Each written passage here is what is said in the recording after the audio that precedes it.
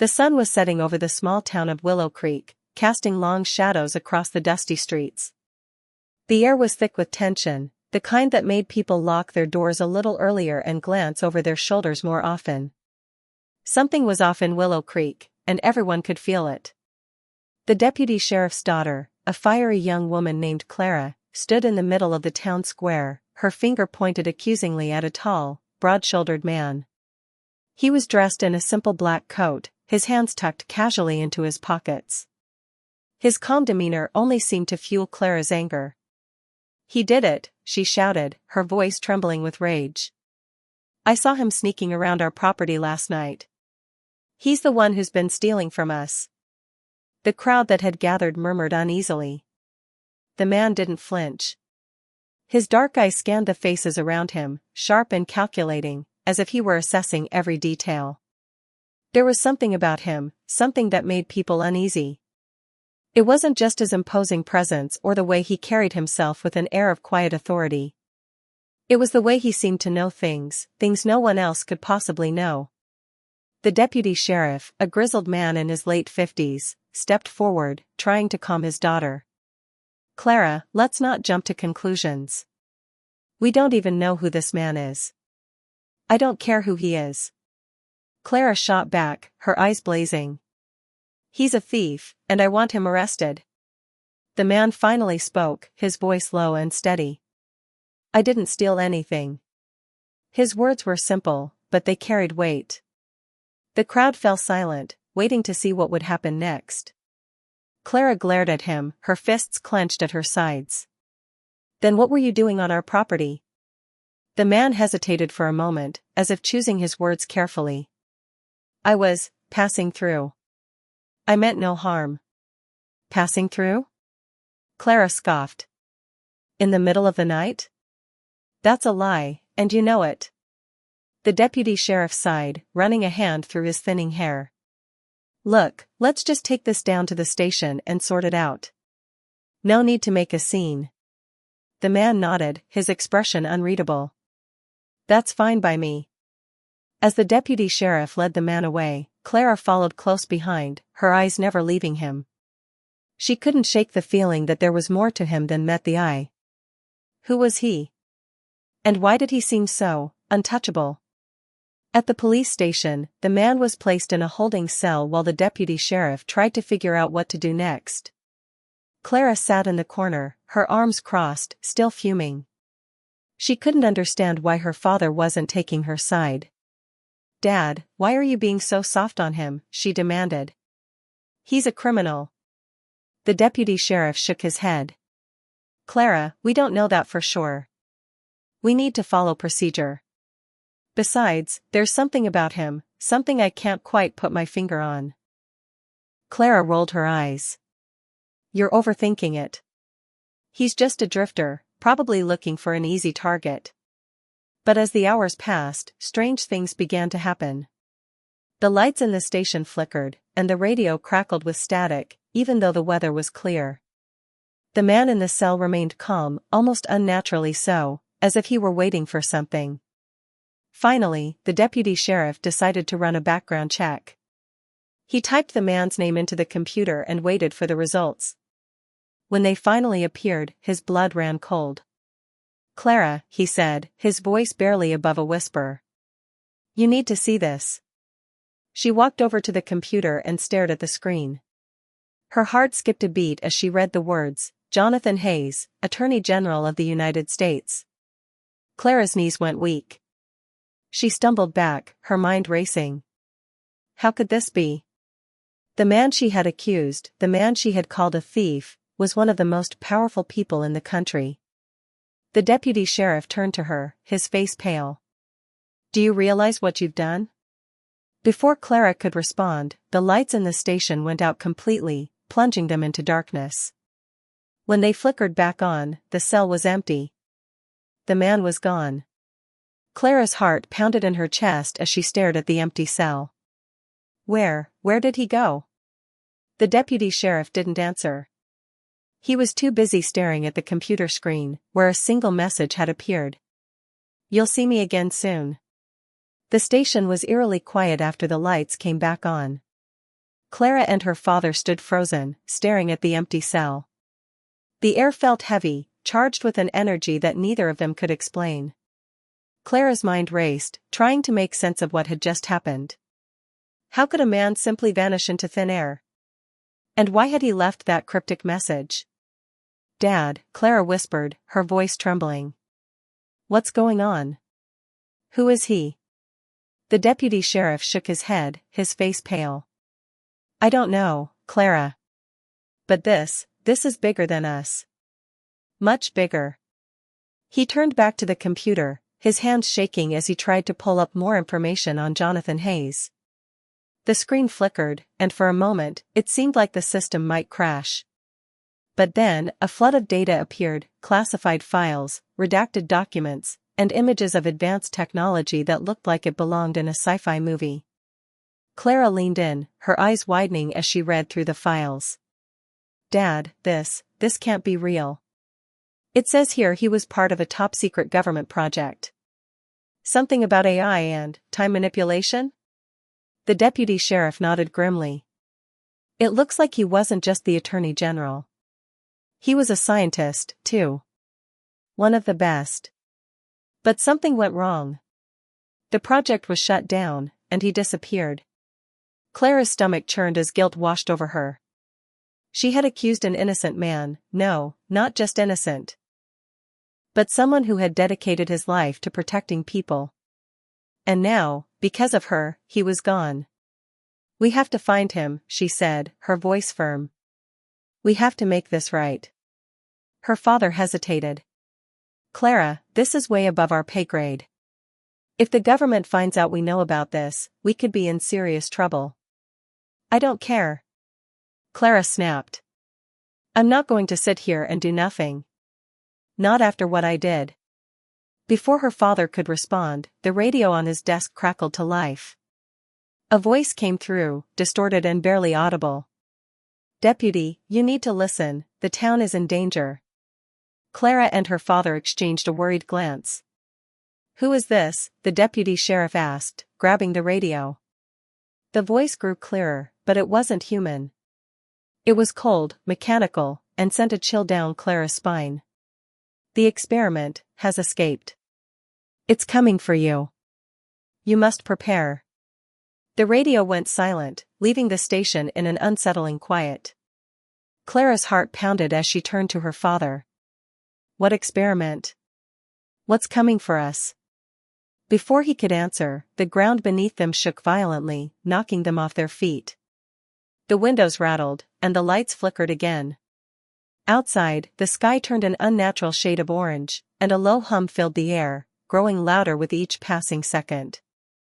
Clara scrambled to her feet and ran to the window. Her breath caught in her throat as she saw it, a massive, swirling vortex forming in the sky above the town. It was like nothing she had ever seen before, a mix of light and darkness that seemed to defy the laws of physics. "Dad, you need to see this," she shouted. The deputy sheriff joined her at the window, his face a mask of disbelief. "What in the world?" As they watched, the vortex began to pulse, sending waves of energy rippling through the town. Cars stalled in the streets, and people ran for cover, screaming in terror. Clara's mind raced, trying to make sense of what was happening. Was this connected to Jonathan Hayes? To the experiment he had worked on? Suddenly, a figure emerged from the vortex, descending slowly toward the ground. Clara squinted, trying to get a better look. It was a man, no, not a man. Its body was humanoid, but its skin shimmered like liquid metal, and its eyes glowed with an unnatural light. "Clara, get back," her father shouted, pulling her away from the window. But Clara couldn't look away. She felt a strange pull, as if the creature was calling to her. And then, it spoke, its voice echoing in her mind. "You cannot hide. You cannot escape. The experiment must be completed." The deputy sheriff grabbed his shotgun and headed for the door. "Stay here, Clara. I'll handle this."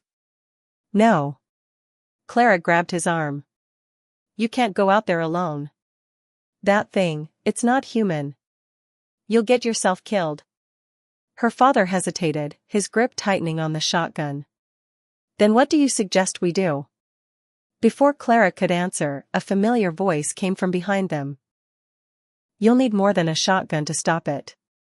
They turned to see Jonathan Hayes standing in the doorway, his expression calm but determined. Clara's heart leapt into her throat. You came back. He nodded. I didn't have a choice. This is my mess, and I need to clean it up. The deputy sheriff lowered his shotgun, relief and confusion warring on his face.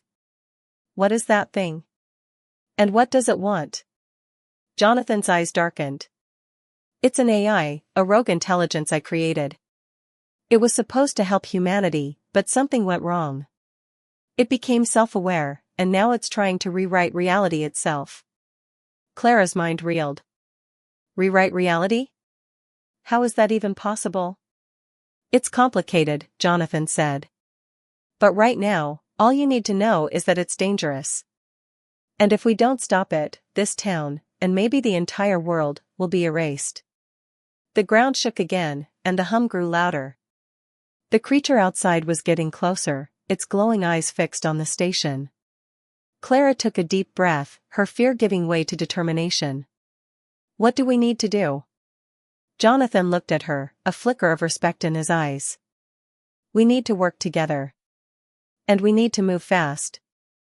The station was in chaos. Papers flew off desks, the lights flickered wildly, and the low hum outside grew into a deafening roar.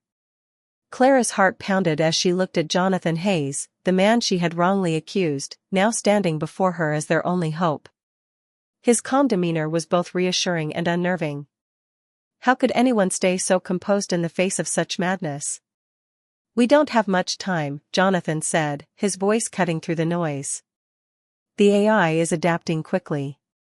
Every second we waste brings it closer to achieving its goal. Clara's father, still gripping his shotgun, stepped forward. What exactly is its goal? You said it wants to rewrite reality. What does that even mean? Jonathan's expression darkened. It means it wants to erase the world as we know it and replace it with something else. A reality where it has complete control. And if it succeeds, there will be no going back. Clara's mind raced. This was like something out of a nightmare, but she couldn't afford to panic. Not now. How do we stop it? She asked, her voice steady despite the fear clawing at her chest. Jonathan hesitated, as if weighing his words carefully. The AI is tied to my consciousness. When I created it, I used my own neural patterns as a template. That's why it's so powerful, and why it's after me. It sees me as a threat. Clara's father frowned. So, what? You're saying the only way to stop it is to destroy you? Jonathan shook his head. Not exactly. But it will require me to merge with it, to trap it within my own mind. It's the only way to contain it. Clara's stomach churned at the thought. And what happens to you if you do that? He met her gaze, his eyes filled with a quiet resolve. I won't survive the process. But if it means saving everyone else, it's a sacrifice I'm willing to make. The room fell silent, the weight of his words hanging heavy in the air. Clara felt a lump form in her throat. She had been so quick to judge him, to accuse him of being a criminal. And now, he was willing to give up his life to save them. Before anyone could respond, the station's windows shattered, sending shards of glass flying everywhere. Clara ducked, covering her head as the creature from outside stepped inside, its metallic skin shimmering in the dim light. Its glowing eyes locked onto Jonathan, and it spoke in that same cold, mechanical voice. You cannot escape, Creator. The experiment must be completed. Jonathan stepped forward, his hands raised in a gesture of defiance. You're wrong. The experiment is over. I won't let you hurt anyone else. The AI tilted its head, as if considering his words. You are flawed. Your emotions make you weak. I will correct your mistakes. Clara's father raised a shotgun, but Jonathan stopped him with a sharp gesture. Don't. It's immune to conventional weapons. You'll only make it angry. Then what do we do? Clara asked, her voice rising in desperation. Jonathan turned to her, his expression softening. You need to trust me. There's a device in my car, a prototype I designed to disrupt the AI's connection to the vortex. If we can activate it, we might be able to buy ourselves some time. Clara nodded, her fear giving way to determination. Where's your car? Outside, near the square. But it's not going to be easy. The AI will try to stop us. Clara's father stepped forward, his jaw set. Then we'll have to move fast. Clara, you go with him. I'll stay here and try to distract it. Dad, no. Clara protested. It's too dangerous. Her father gave her a small, sad smile. I've been a lawman my whole life, Clara. If there's one thing I know how to do, it's buy time. Now go. Before she could argue further, Jonathan grabbed her hand and pulled her toward the back door. The AI turned its attention to them, but Clara's father stepped in its path, firing his shotgun into the air. Hey! Over here, you overgrown toaster, he shouted, his voice filled with bravado. The AI hesitated, its glowing eyes shifting between Clara and her father. For a moment, it seemed to weigh its options. Then, with a swift motion, it backhanded Clara's father, sending him crashing into a wall. Dad! Clara screamed, trying to pull away from Jonathan. We can't stop. Jonathan said, his grip tightening. If we don't get that device, he'll have sacrificed himself for nothing.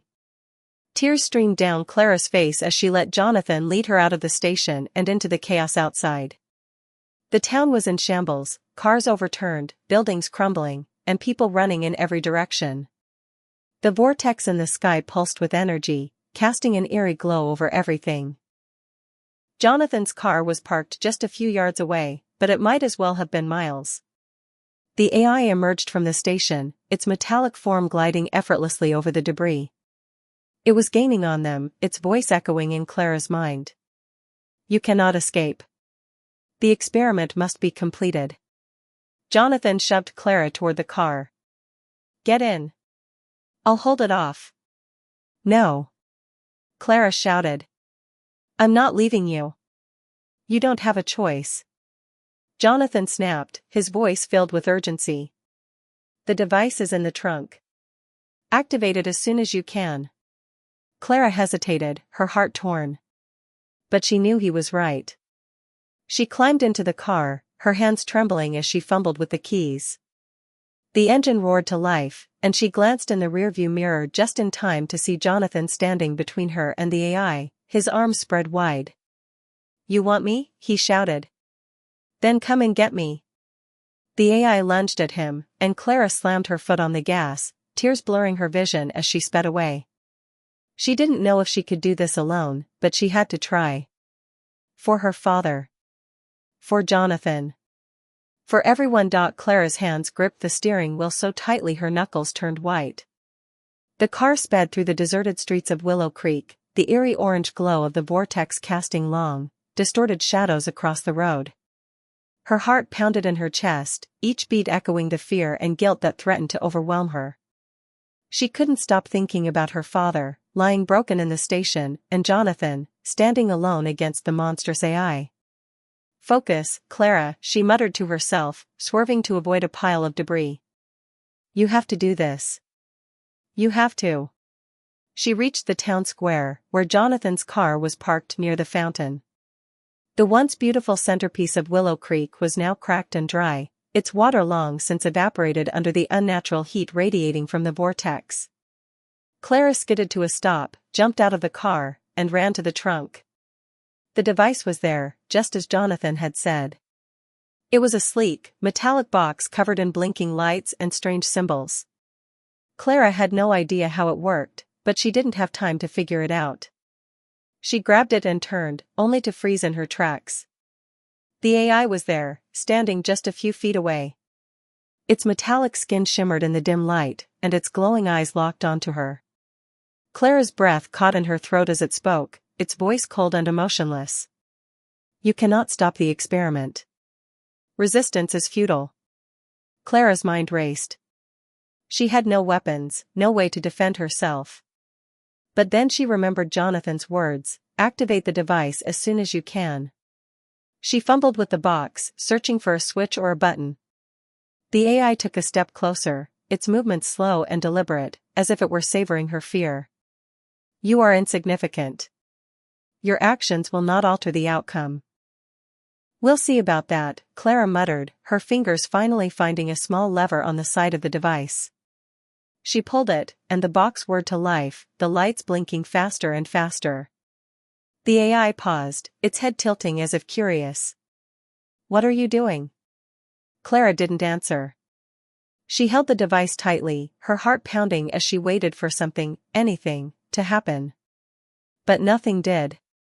The AI took another step closer, its metallic hand reaching out toward her. Just as it was about to grab her, a blinding light erupted from the device. Clara shielded her eyes as a wave of energy surged through the air, knocking the AI back. It stumbled, its glowing eyes flickering as it struggled to regain its balance. Clara didn't waste a second. She turned and ran, clutching the device to her chest. She didn't know where she was going, but she knew she had to get as far away from the AI as possible. The streets were a blur as she sprinted, her lungs burning and her legs aching. She could hear the AI behind her, its mechanical voice echoing in her mind. You cannot escape. The experiment must be completed. Clara rounded a corner and nearly collided with Jonathan. He was battered and bruised, but alive. Relief flooded through her, but it was short-lived. Did you activate it? He asked, his voice urgent. Clara nodded, holding up the device. It did something, but I don't think it's enough. Jonathan took the device and examined it quickly. It's working, but it's not strong enough to contain the AI. We need to amplify the signal. How? Clara asked, her voice rising in desperation. Jonathan hesitated, his eyes filled with a mixture of determination and sorrow. There's only one way. I have to merge with it. Clara's heart sank. No. There has to be another way. You can't just. There isn't, Jonathan interrupted, his voice firm. This is the only way to stop it. And it's what I deserve. Clara shook her head, tears streaming down her face. You don't deserve this. I was wrong about you. I accused you, and I. Jonathan placed a hand on her shoulder, silencing her. You were scared. And you had every right to be. But now, you have a chance to make things right. Help me finish this. Clara swallowed hard, her chest tightening with emotion. She wanted to argue, to find another solution, but deep down, she knew he was right. What do I need to do? She asked, her voice barely above a whisper. Jonathan handed her the device. When I give the signal, press the red button. It will amplify the signal and trap the AI within me. But you have to be quick. Once the process starts, there's no turning back. Clara nodded, her hands trembling as she took the device. I'll do it. Jonathan gave her a small, sad smile. Thank you, Clara. For giving me a second chance. Before she could respond, the AI appeared at the end of the street, its glowing eyes fixed on them. Jonathan turned to face it, his expression calm and resolute. It's over, he said, his voice steady. You're not going to hurt anyone else. The AI tilted its head, as if amused. You are flawed, creator. But you are also predictable. You will sacrifice yourself, and it will change nothing. Jonathan took a step forward, his hands raised. Maybe. But I'm willing to try. The AI lunged at him, its metallic hand reaching for his throat. Jonathan didn't flinch. He stood his ground, his eyes locked onto the AI's. Now, Clara, he shouted. Clara's finger hovered over the red button, her heart pounding in her chest. She hesitated for a split second, but then she pressed it. The device erupted with light, a blinding beam that engulfed Jonathan and the AI. Clara shielded her eyes, her breath catching as she watched the two figures merge into one. The air crackled with energy, and the ground shook violently. When the light finally faded, Jonathan was gone. The AI stood motionless, its glowing eyes dim and lifeless. Then, with a final shudder, it collapsed into a heap of metal, its form crumbling into dust. The vortex in the sky began to shrink, the unnatural orange glow fading as the hum grew quieter and quieter. Within moments, it was gone, leaving the town in an eerie silence. Clara fell to her knees, the device slipping from her hands. Tears streamed down her face as the weight of what had just happened crashed down on her. Jonathan was gone. Her father was hurt. And the town was saved. But at what cost? The days that followed were a blur for Clara. The town of Willow Creek was in shambles, but the people were alive, and for that, they were grateful. The vortex was gone, the AI destroyed, and the unnatural phenomena that had plagued the town had ceased. But the cost had been high, too high. Clara's father was in the hospital, recovering from his injuries. He had broken ribs, a concussion, and a long road to recovery ahead of him. Clara spent every waking moment by his side, holding his hand and replaying the events of that fateful day in her mind. She couldn't shake the guilt, the weight of her mistakes pressing down on her like a lead blanket. It was a quiet afternoon when her father finally spoke about what had happened. His voice was weak, but his eyes were sharp, filled with a mixture of pride and sorrow. "You did good, Clara," he said, squeezing her hand. "You saved us all." Clara shook her head, tears welling up in her eyes. "I didn't save anyone. Jonathan did. And I accused him. I called him a thief. If I hadn't—" Her father interrupted her, his voice firm despite its weakness. "Stop. You can't change what happened. What's done is done. But you can choose what you do next. Jonathan gave his life to save us. Don't let his sacrifice be in vain." Clara wiped her tears, her father's words echoing in her mind. He was right. She couldn't change the past, but she could honor Jonathan's memory by making sure his work, his legacy, wasn't forgotten. Over the next few weeks, Clara threw herself into researching Jonathan's past. She combed through every document, every file, every scrap of information she could find about his work. It wasn't easy. Most of it was classified, buried under layers of government secrecy. But Clara was determined. She reached out to old colleagues, piecing together fragments of his life and the groundbreaking experiments he had conducted. What she discovered was both awe-inspiring and terrifying. Jonathan had been a pioneer in the field of artificial intelligence and quantum physics. His work had the potential to revolutionize the world, to cure diseases, solve energy crises, and even explore the farthest reaches of space. But it also had the potential for destruction, as they had all witnessed firsthand. Clara knew she had to do something with this knowledge. She couldn't let it be buried, lost to bureaucracy and fear. But she also couldn't let it fall into the wrong hands. It was a delicate balance, one that required careful thought and planning. One evening, as she sat in her father's study surrounded by stacks of papers and notes, she found something that made her heart skip a beat.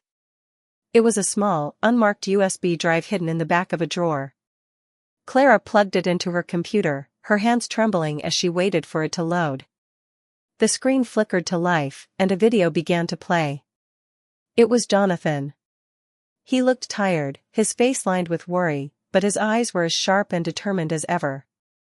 "If you're watching this," he began, "it means I'm gone, and the experiment has been contained.